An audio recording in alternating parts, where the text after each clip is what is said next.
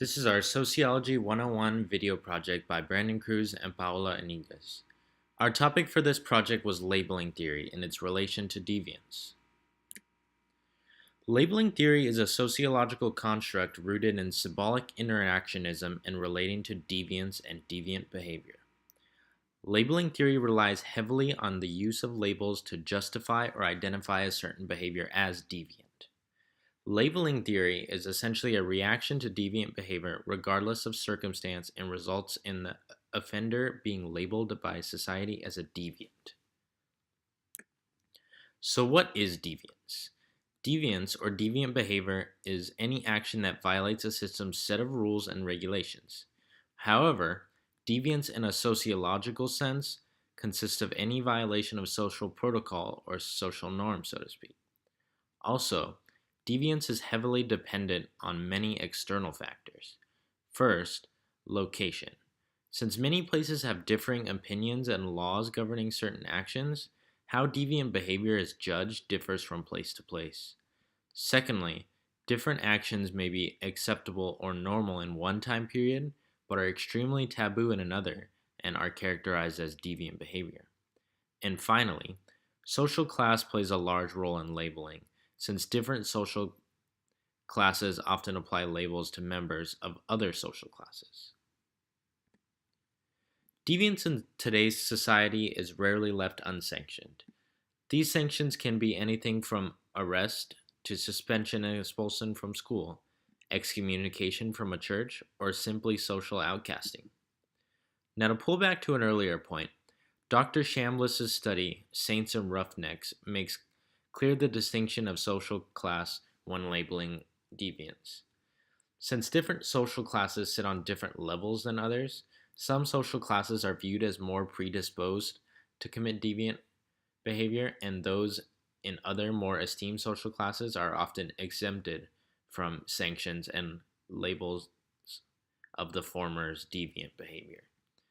Moreover, external factors could become harmful because they can mislabel people who can be affected by other circumstances that spurs their deviant behavior.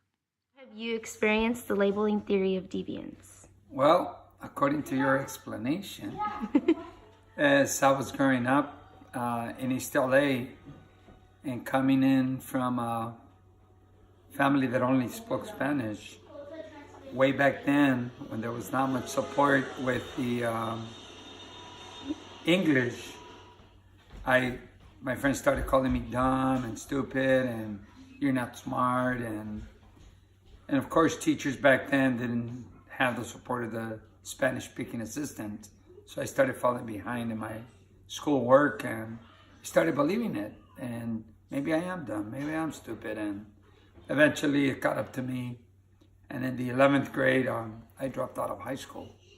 It does depend on who you hang out with. I grew up in East LA, and I don't know how I ended up with a position as a TA for one of the schools in East LA, and a beautiful teacher named Cheryl Chang. She told me about this one seminar called PSI, and according to your definition is what they put in my brain. At this seminar, they exposed me to some wonderful information saying that to think is to create, and whatever I believe is going to be possible. So I started changing my way of thinking, and even though my friends would still call me dumb and idiot and all that stuff, because of the seminar and what I started believing, my life started to change. So my new beliefs and my new people that I started hanging around with,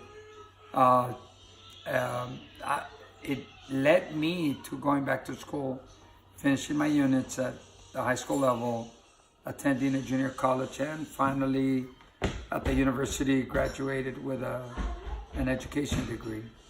Yeah, so I don't know if that's going to help you, but Yeah, just putting it together. that's perfect. How have you experienced the labeling theory of deviance? In high school, I experienced it when a teacher labeled me as a bad student, maybe because I'm a minority, but a teacher labeled me bad. During class, he had all the security and campus police pull me out, and they drug tested me because he thought I was on drugs when I really wasn't.